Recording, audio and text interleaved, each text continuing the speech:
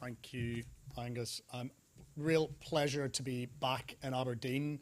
This is my second tour of duty in fisheries. I have spent many a happy day in Aberdeen, Fraserburgh, Peterhead and various other places, so it's a real pleasure to be back and to see so many kind of friendly faces, all friendly obviously, friendly faces from my last tour of duty in fisheries. Just to introduce myself, I look after a number of things within Defra. I look after external fisheries negotiations, so our negotiations with third countries like Norway, Faroes, Iceland, Greenland, tuna negotiations and so on and so forth. Working very closely with Alan, and obviously as well as my colleagues in Belfast and Cardiff. Another part of my job, though, is looking after kind of trade policy for fisheries, fisheries products. So it's that element of my work that I'll touch on now. Fortunately, I'm probably contractually obliged to mention Brexit at the start. I will mention this for a reason that I'll come on to in a second. But just to recap, obviously, depending on whether there's still a government for me to go back to this afternoon when I'm finished here, we are expecting either an extension of Article 50 to the 22nd of May, followed by a transition period till the end of 2020, if the withdrawal agreement is accepted. If the withdrawal agreement is not accepted, we'll have an extension till the 12th of April, and we know what's going on in Parliament today to help us work out what might come after the 12th of April. What I want to focus on today is, despite that backdrop, I want to focus on the kind of the longer term horizon for trade policy and for opportunities in the seafood sector. So I want to assume, and this, you will forgive me for making a heroic assumption, I want to make the assumption that the UK is operating on a long-term basis with an independent trade policy in the longer term. And what does that mean, therefore, for the seafood sector? So with that slightly heroic assumption in mind, where will the opportunities for the sector arise over the coming years, assuming we reach what I call a steady state in X days, years, months' time? Probably three components to that I want to just touch on today. Obviously, the key component to everything across any sector is having a stable and supportive macroeconomic environment in place, which the government's been working hard to do. Touch on that very briefly in a moment. Secondly, I want to touch on that framework, the international framework for international trade, which will be put into place, or is currently being put into place in part, which I'll come on to, but also the longer-term free trade agreement architecture that will be put into place in the coming years. Really important to emphasise the point that seafood sectors will, perhaps a statement of the obvious, are taken into account and prioritised as part of that process. What's the proof point for that? The proof point for that, to me, is the contrast between the figure that I think Susanna used about 0.1% of UK GVA being devoted to fisheries and seafood. And if you compare that 0.1% figure, or if you said to anyone in Westminster that seafood and fisheries adopts or only takes up 0.1% of the political airtime, people would think you're mad.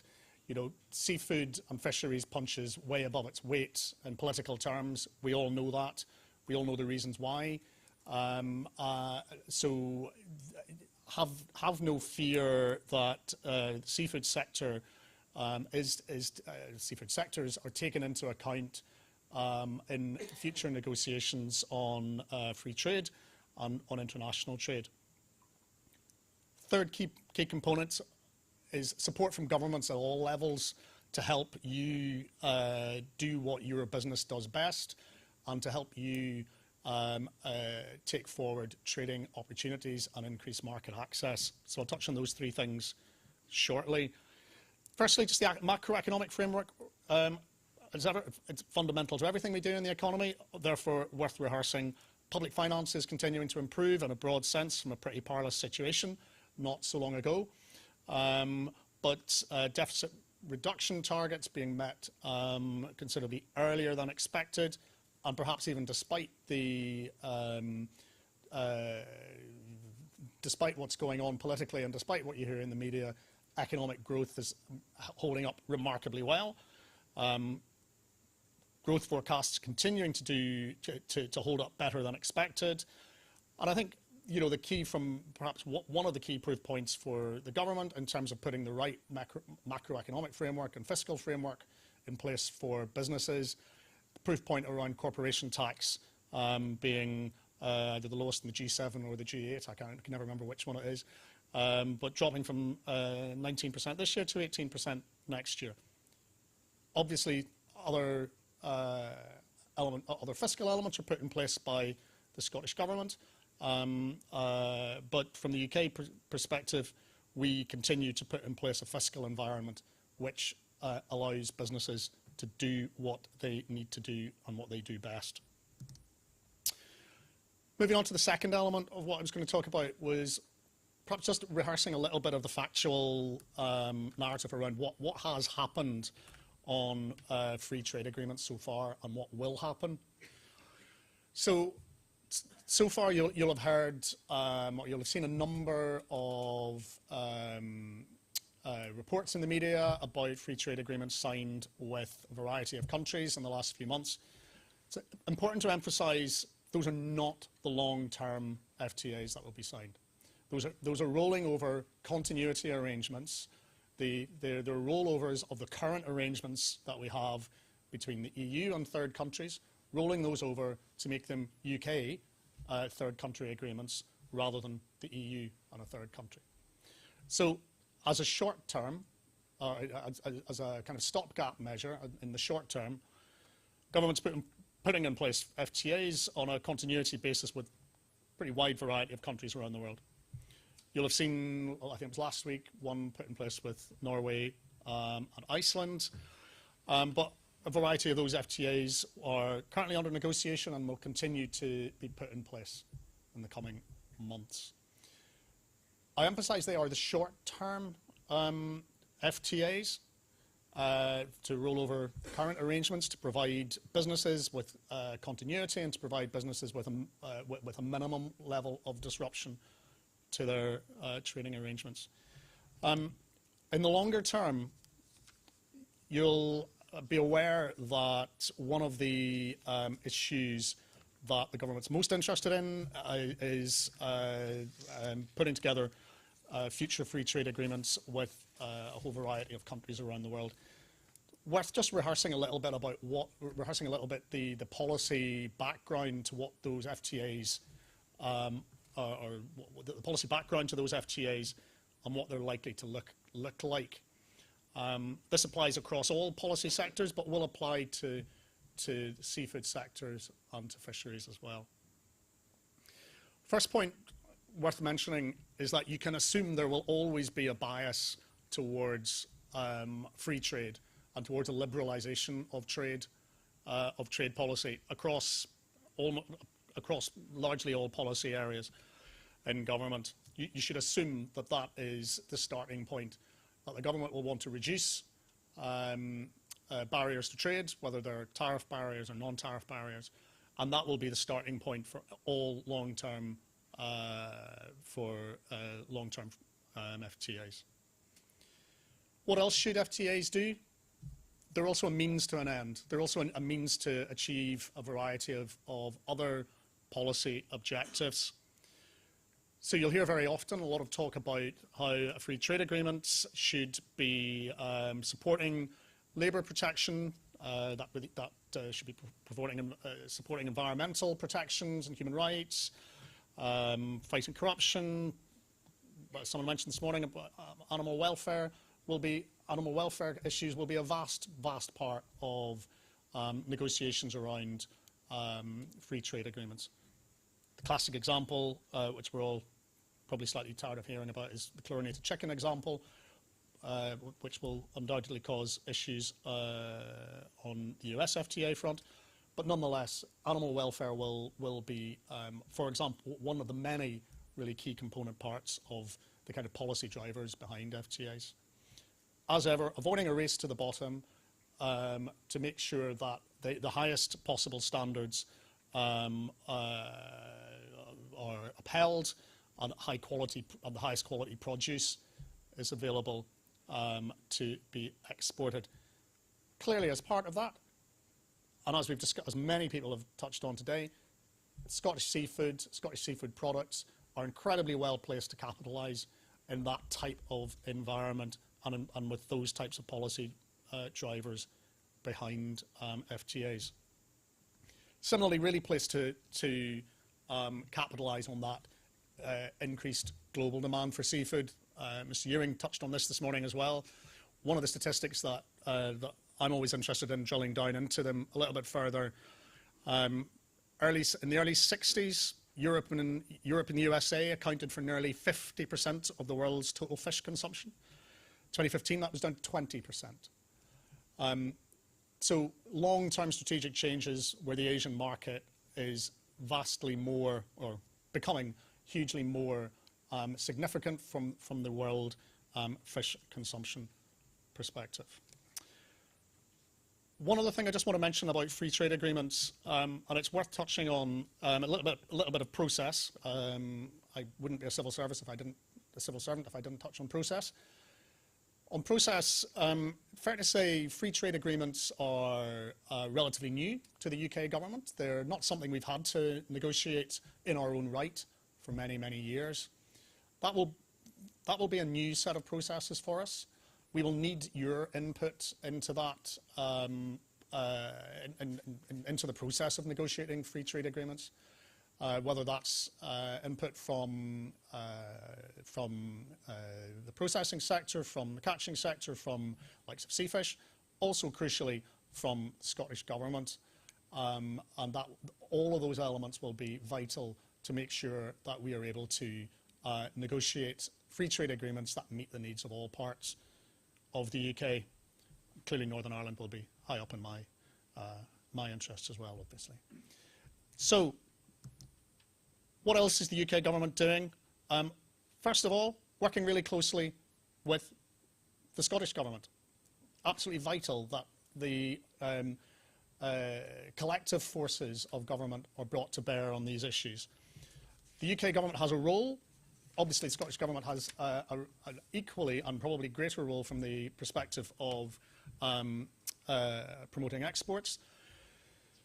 But I think what I would just want to touch on is a few things here. There's a few different initiatives that are just worth rehearsing, and the reason why I mention them is simply that I would encourage you all to, and encourage you from your own business's perspective, to get involved in the initiatives that the UK government is taking forward as much as possible. Whole variety of initiatives. Again, many taken forward in concert with our colleagues in the Scottish Government and Seafood Scotland and elsewhere. First one I'll just touch on, let's not forget the GREAT campaign, which has been running for many years now.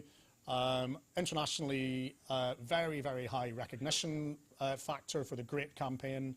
As you'll know, it's the GREAT campaign across all,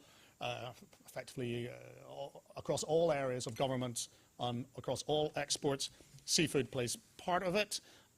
Personally, I'd like to make sure there's an even greater role for seafood in that campaign going forward. One example there of oysters. Another element that's often overlooked, perhaps, in the offer from all our governments. It's the UK offer around export finance. UK export finance has been around for a very, very long time, but perhaps doesn't always get the billing it deserves. What does it do? It helps businesses ensure that no viable UK export fails for lack of finance or insurance from the private sector. Helps UK exporters win contracts by providing attractive financing terms and making sure that UK exporters get paid by ensuring against buyer default. So it's an initiative that, as I say, has been around for a long time, but I think it's really important just to remind people of its availability and that it is still there. And it's not only still there, it's, you'll have seen in the last few years, the Chancellor's increased the headroom available to UK export finance to support exports for UK businesses. Not all of that headroom is actually being used. So there's still a great deal of headroom for businesses to use on, from export finance. One other initiative that I just want to flag up, EMFF, obviously a very, the European Maritime Fisheries Fund, really important devolved aspect to the EMFF, obviously. The one that I just want to draw attention to is you may have seen the announcement from Secretary of State at Defra just before Christmas for additional funding to help businesses through the period of the implementation period, through the transition period, on the assumption that the withdrawal agreement goes through. That's 37 million across the UK, pretty significant chunky figure for to aid businesses, as I say, in 2019 and 2020. Then thereafter, we expect a further replacement to the EMFF in the assumption that we're acting as an independent coastal state. And you should expect to see more details of that in the spending review, which will take place over the summer and which should be announced probably later in the summer as well. A few other initiatives. I very deliberately flag up something that I don't think really gets enough attention. It's the FCO, the Foreign Office, and the Department of International Trade's diplomatic missions around the world. So with the exception of a bit of a gap in the Sahel and Africa, no matter where you're exporting to, you can assume that there will be a UK embassy, Foreign Office and Department for International Trade team. You will assume that there will be a team there who already have a really significant amount of market knowledge, who have a little black book of contacts that will be incredibly helpful to you if you are exporting there. Just to give you one example, just thinking of the Chinese market, my DIT colleague at lunchtime was helpful enough to remind me that they're on food and drink alone in what I call post in the embassy in Beijing and also in Shanghai. We've got 8 people working on food and drink alone in the embassy in Shanghai. Obviously, that's complemented by really, really helpful and additional resource from the Scottish Government and from other agencies across the UK. But please do make use of embassies around the world. If you need help accessing them, come to me. I can put you in touch with them. Come and talk to my DIT colleague, who I'll point out at the end, to get contact details for who you need to be speaking to. Similarly, one thing I just want to flag up, recent appointment of 9 trade commissioners around the world. These are trade commissioners are kind of super ambassadors. So, for example, the Trade Commissioner for Asia, Natalie Black, based in Singapore, but covering kind of East Asia, Southeast Asia, and Australia New Zealand. Roving ambassadors, effectively promoting any UK trade that is going on in that area. They are extremely keen to work with any of you as businesses, similarly with Seafish and with others.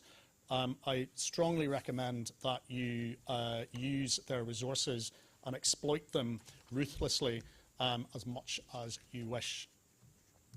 Finally, next steps. As I say, just to summarise, I think the seafood sector in Scotland is incredibly well placed to capitalise on global markets and on their expansion. We've got free trade agreements coming up. Please feel free to be pestering the likes of me as much as you like about what you want to see in those free trade agreements. Feel free, obviously, as well to discuss your requirements and your desires with Scottish Government colleagues, but also feel free to come to us in Defra to help us be sure that we are negotiating free trade agreements and other negotiations on your behalf effectively. We need your input, we need your market insight. And ultimately, the whole purpose of it is we want to help you export more. We want you to export even more of your great products. And please do use all the resources of governments across the UK that are available to you. On that, thank you.